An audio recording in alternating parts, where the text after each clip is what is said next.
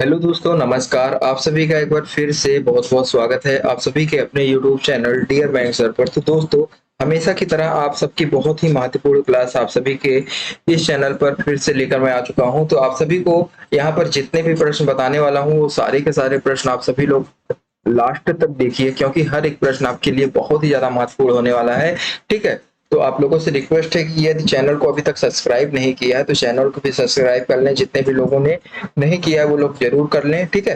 तो चलिए आज की क्लास को स्टार्ट किया जाए। अ, आप सभी लोग देख सकते हैं यहाँ पर आपसे क्या प्रश्न पूछा जा रहा है, बताने का प्रयास कीजिए सभी लोग। दोस्तों, यहाँ पर आपसे पूछा जा रहा है कि निम्नलिखित में से कौन भारत भूमि सुधार कार्यक्रम का हिस्सा नहीं रहा है। तो आप सभी लोग बताने का प्रयास कीजिए, आपका राइट आंसर यहाँ पर क्या हो जाएगा।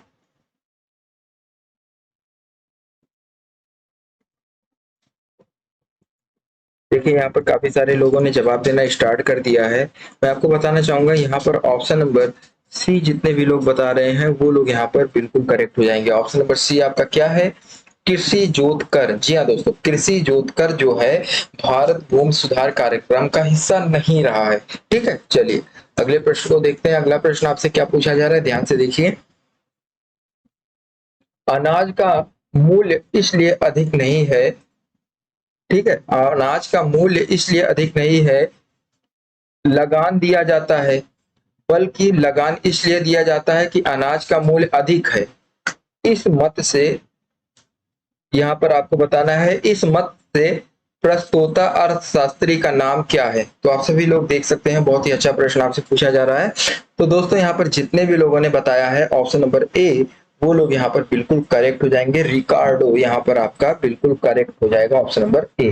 ठीक है दोस्तों, चलिए अगले प्रश्न को देखते हैं। आपसे क्या पूछा जा रहा है। अगला प्रश्न बहुत ही ज्यादा इंपॉर्टेंट है, ध्यान से देखिए। यहाँ पर आपसे बात कर रहा है कि यदि घरेलू उपभोक्ता की मांग जो है अनंत रूप से लोचदार और विदेशी उत्पादक की आपूर्ति पूर्णता बेलोचादार हो तो पूरा प्रशुल्क क्या है। तो आप सभी लोग बताने का प्रयास कीजिए, आपका राइट आंसर यहाँ पर क्या हो जाएगा दोस्तों। तो आप सभी लोग बताने का प्रयास कीजिए दोस्तों, यहाँ पर राइट आंसर क्या हो जाएगा। तो दोस्तों, यहाँ पर आप सभी लोग देख सकते हैं, काफी सारे लोग बताना स्टार्ट कर दिए हैं। लगभग लगभग यहाँ पर ज्यादातर लोगों ने सही ही बताया है। ठीक है, तो देख सकते हैं दोस्तों, आप सभी का जो राइट आंसर है क्या हो जाएगा। ऑप्शन नंबर आपका जो यहाँ पर राइट हो जाएगा दोस्तों, ऑप्शन नंबर बी वाला, विदेशी उत्पादक द्वारा अदा किया जाएगा। जी हाँ दोस्तों, आपका बिल्कुल राइट है, ऑप्शन नंबर बी। अगला प्रश्न है, वित्त विधेयक वह विधेयक है जो, बताइए, वित्त विधेयक कैसा विधेयक है जो भारत की संचित निधि में व्यय का प्राधिकार देता है। तो क्या आपका ये पहला वाला राइट है? बाकी ऑप्शन बी सी डी आप सभी लोग देख रहे हैं, आपका राइट आंसर यहाँ पर क्या हो जाएगा, आप लोग बताने का प्रयास कीजिए। देखिए, यहाँ पर आप लोग सही ऑप्शंस की तरफ ध्यान दें। जितने भी लोगों ने ऑप्शन नंबर डी को बताया है वो लोग यहाँ पर बिल्कुल करेक्ट हो जाएंगे। सरकार की करों आदि के द्वारा जुटाई गई धनराशि का जो उपयोग करने का प्राधिकार देता है वो जो है वित्त विधेयक देता है। तो आप सभी लोग ध्यान में रखिए, सरकार की करों का जो टैक्स होते हैं सरकार के, उनका जो जुटाई गई धनराशि है उसका उपयोग करने का प्राधिकार जो है वित्त विधेयक देता है। चलिए अगला प्रश्न आपसे पूछा जा रहा है कि निम्नलिखित अभिकरणों में कौन सा एक भारत में राष्ट्रीय आय के अभिकलन के लिए उत्तरदायी है। तो आप सभी लोग बताने का प्रयास कीजिए कि निम्नलिखित अभिकरणों में कौन सा जो है एक भारत के राष्ट्रीय आय के अभिकलन के लिए उत्तरदायी है। दोस्तों, आप सभी लोग देख सकते हैं, ऑप्शन नंबर जो आपका यहाँ पर बी वाला है बिल्कुल करेक्ट हो जाएगा। CSO आपका यहाँ पर बिल्कुल करेक्ट हो जाएगा। CSO आपका यहाँ पर बिल्कुल राइट है दोस्तों। ठीक है, चलिए अगले प्रश्न की तरफ बढ़ते हैं। अगला प्रश्न आपसे पूछा जा रहा है कि भारत की पंचवर्षीय योजनाओं में से किस एक को उसके समापन की निर्दिष्ट तिथि से पूर्व ही समाप्त कर दिया गया था। बताइए दोस्तों, भारत की पंचवर्षीय योजनाओं में से किस एक को समापन की निर्दिष्ट तिथि से पूर्व समाप्त कर दिया गया था। तो दोस्तों, यहाँ पर आप सभी लोग देख सकते हैं, ऑप्शन नंबर सी वाला, पांचवी पंचवर्षीय योजना आपका यहाँ पर बिल्कुल राइट है दोस्तों। अगला प्रश्न है, मुद्रास्फीति को नियंत्रित करने के लिए केंद्रीय बैंक को चाहिए कि सरकारी प्रतिभूतियों की बिक्री करे और बैंक दर को घटा दे, या option number B C D. आप सभी लोग बताने का प्रयास कीजिए आपका राइट आंसर यहाँ पर क्या हो जाएगा। तो दोस्तों यहाँ पर जितने भी लोगों ने ऑप्शन नंबर देखिए यहाँ पर राइट आंसर आपका क्या हो जाएगा, ऑप्शन नंबर बी जितने भी लोगों ने बताया है वो लोग यहाँ पर बिल्कुल करेक्ट हो जाएंगे। सरकारी प्रतिभूतियों की बिक्री करें और बैंक दर को बढ़ा दें, तो ये आपका यहाँ पर बिल्कुल करेक्ट हो जाएगा ऑप्शन नंबर बी। चलिए दोस्तों अगले प्रश्न की तरफ पढ़ते हैं। अगला प्रश्न आपसे पूछा जा रहा है कि देश का भुगतान जो है भुगतान शेष संतुलन की अवस्था में तब होता है जब, बताइए जब आपका क्या होता है, जब घरेलू मुद्रा की मांग उसकी आपूर्ति के बराबर होती है। ठीक है, ऑप्शन नंबर ए आपका यहाँ पर राइट है। अगला प्रश्न है निम्नलिखित कारकों व्यक्तित्व पर विचार कीजिए। आय प्रभाव और प्रतिस्थापन प्रभाव मिलकर उपभोक्ता की वस्तु को जो है अधिक मात्रा को खरीदने की योग्यता और इच्छा में वृद्धि करते हैं, जिनकी कीमत में गिरावट आ जाती है। तो आप सभी लोग बताइए 59 नंबर प्रश्न में आपका राइट आंसर क्या हो जाएगा। तो दोस्तों जब आपका यहाँ पर बात करें यहाँ पर ऑप्शन नंबर पहले की कि यहाँ पर कुछ कारक दिए गए हैं, ठीक है, और उनके वाक्यता को आप पर विचार करके बताना है। तो देखिए ये जो आय प्रभाव और प्रतिस्थापन प्रभाव मिलकर उपभोक्ता की वस्तु को जो है अधिक मात्रा को खरीदने की योग्यता और इच्छा में वृद्धि करते हैं, जिनकी कीमत में गिरावट आ गई है। तो ये आपका यहाँ पर राइट दिया गया दोस्तों। काफी सारे लोग बता रहे हैं कि ये राइट है। ठीक है, पहला वाला ऑप्शन जो है आपका यहाँ पर राइट है, काफी सारे लोग बता रहे हैं। तो मैं आपको बताना चाहूंगा, जी हाँ दोस्तों ये पहला आपका बिल्कुल राइट है। और बात करें दोस्तों तीसरे वाले ऑप्शंस की, दूसरा वाला ऑप्शन तो यहाँ पर आपका जो है ये कारक तो आपका सही नहीं है, वस्तु के उत्पादन में वृद्धि। और बाकी तीसरा वाला ऑप्शन हार्समान सीमांत उपयोगिता का नियम जो है इनमें से जिसके कारण मांग वक्र नीचे की ओर प्रवृत्त होता है उनमें सम्मिलित है। तो पहला और तीसरा आपका बिल्कुल राइट है। इस हिसाब से आपका ऑप्शन नंबर जो बी वाला है यहाँ पर बिल्कुल करेक्ट हो जाएगा। जितने भी लोगों ने बी बताया है वो लोग यहाँ पर बिल्कुल राइट हो जाएंगे। अगला प्रश्न है किस गुप्त शासक को विक्रमादित्य कहा जाता है। बहुत ही आसान प्रश्न आपसे पूछा जा रहा है, किस गुप्त शासक को विक्रमादित्य कहा जाता है। तो आप सभी लोग बताने का प्रयास कीजिए आपका राइट आंसर यहाँ पर क्या हो जाएगा। तो दोस्तों आप सभी को बताना चाहूंगा कि यहाँ पर ऑप्शन नंबर सी जो है बिल्कुल करेक्ट हो जाएगा। अमन रवि बहुत सारे लोगों ने सही जवाब दिया है, ठीक है। और option number C Chandragupta second यहाँ पर आपका बिल्कुल करेक्ट है। हड़प्पा सभ्यता में किसके प्रमाण नहीं मिले हैं। तो दोस्तों आप सभी लोग बताने का प्रयास कीजिए यहाँ पर आपका राइट आंसर क्या है। तो हड़प्पा सभ्यता में जो है लोहे के अस्त्र जो है ये नहीं मिले हैं। तो आप सभी का ऑप्शन नंबर ए यहाँ पर बिल्कुल राइट हो जाएगा।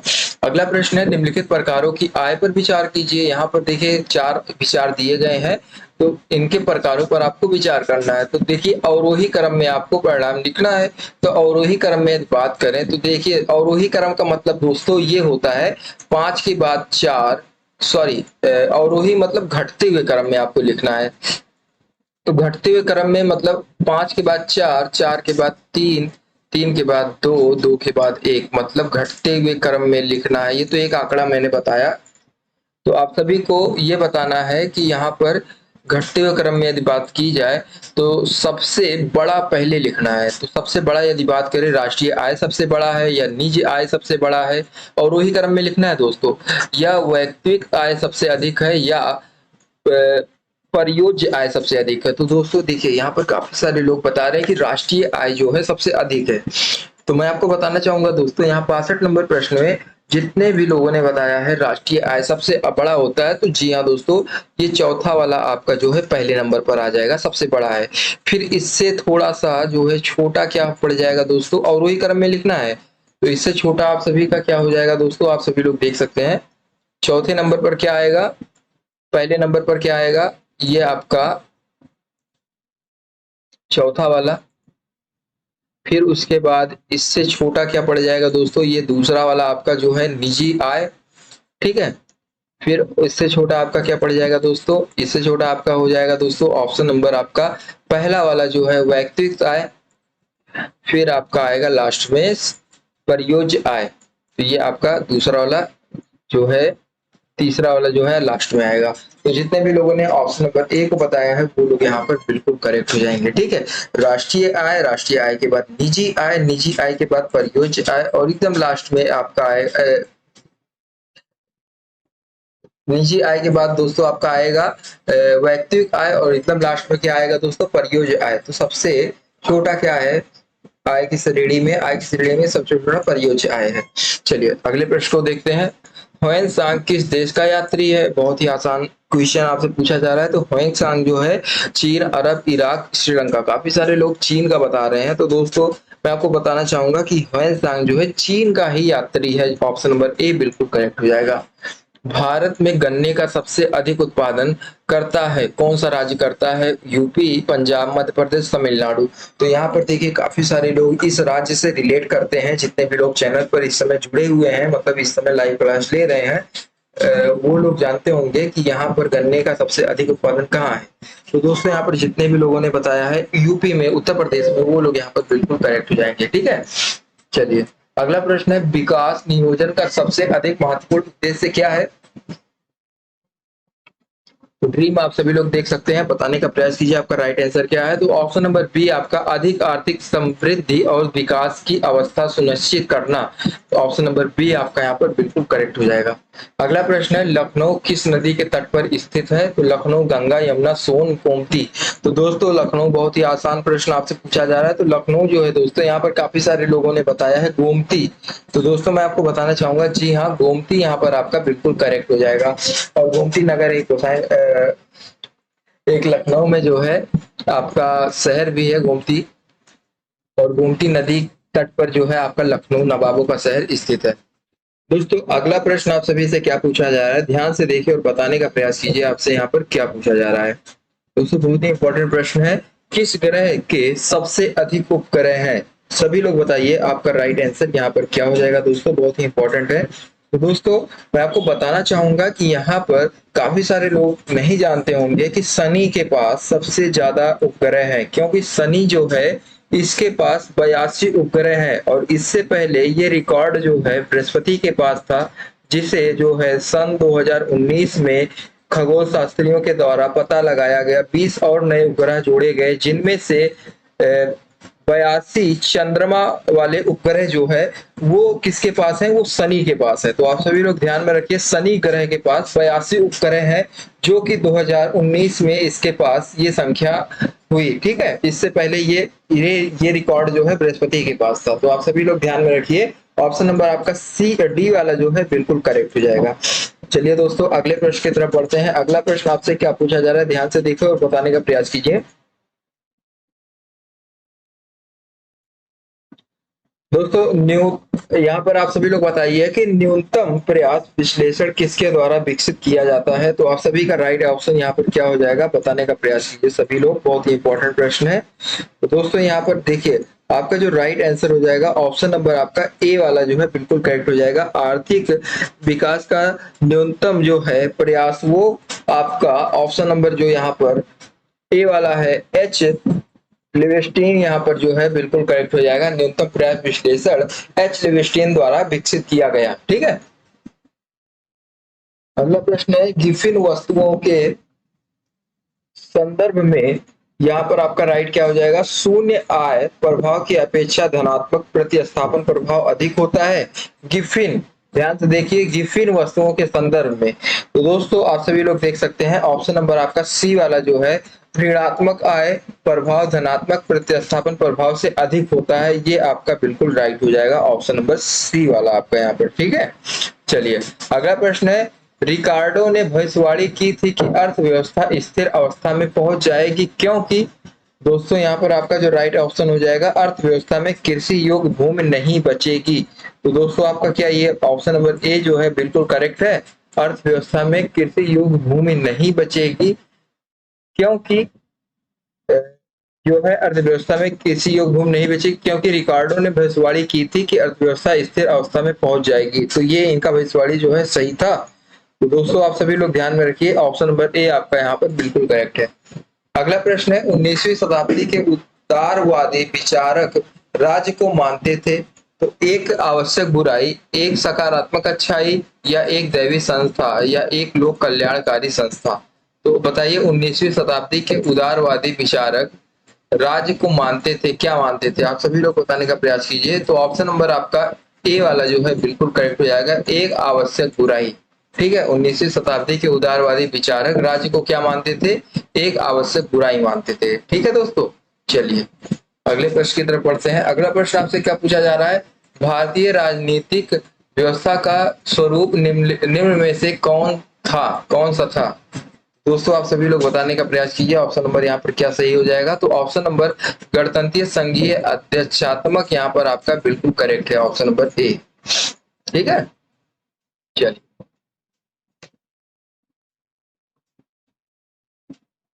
दबाव समूहों का मुख्य उद्देश्य है।